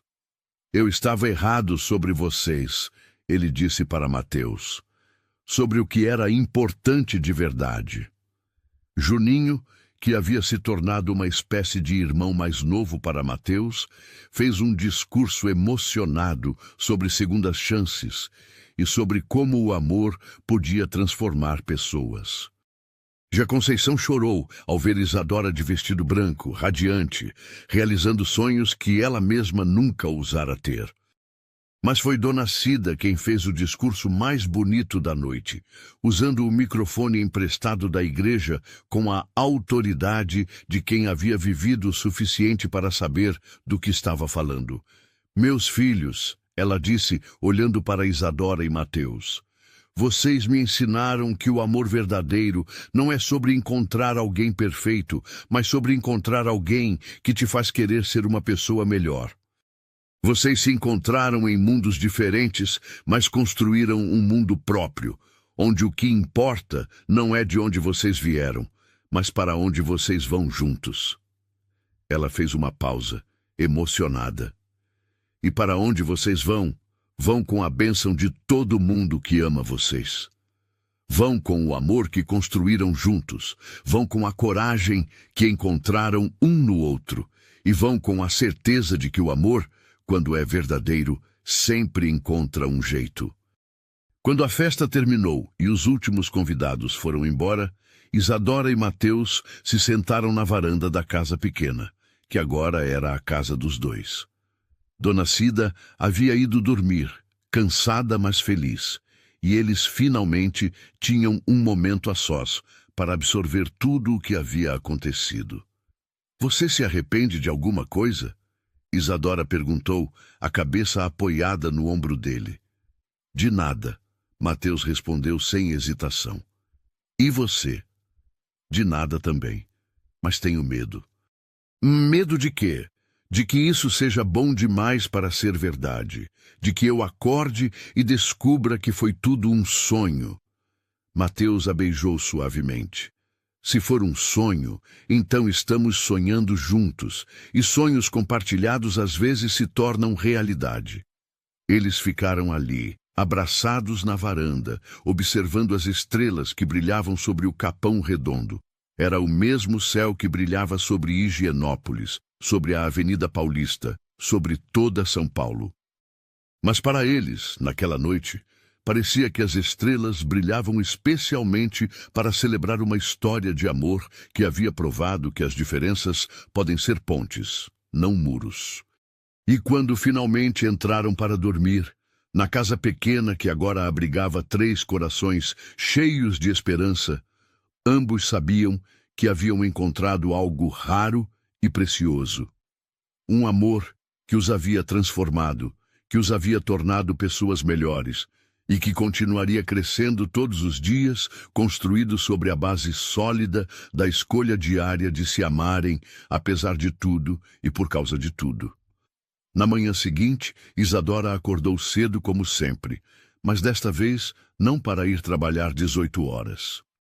Mateus havia criado uma pequena empresa de consultoria educacional, focada em ajudar creches e escolas públicas, e Isadora era sua sócia.